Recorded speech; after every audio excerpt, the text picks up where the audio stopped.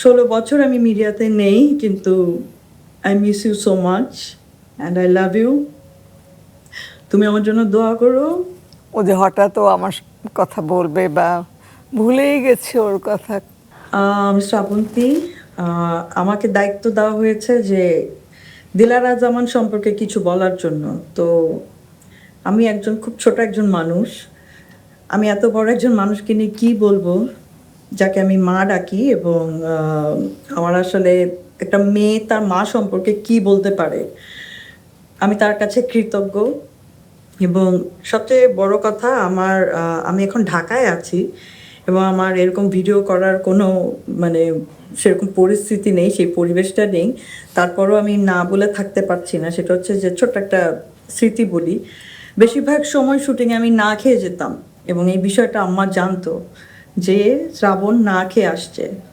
এবং প্রত্যেক দিন যতদিন আমাদের শুটিং থাকতো, সে আমার জন্য কিছু না কিছু রান্না করে নিয়ে যেত এবং আমাকে না খাইয়ে দিয়ে শুটিং স্টার্ট করতে দিত না।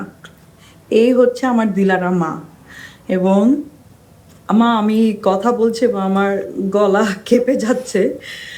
16 বছর আমি মিডিয়াতে নেই, কিন্তু I miss you so much and I love you. তুমি আমার জন্য দোয়া করো। I love you. আল্লাহ হাফেজ।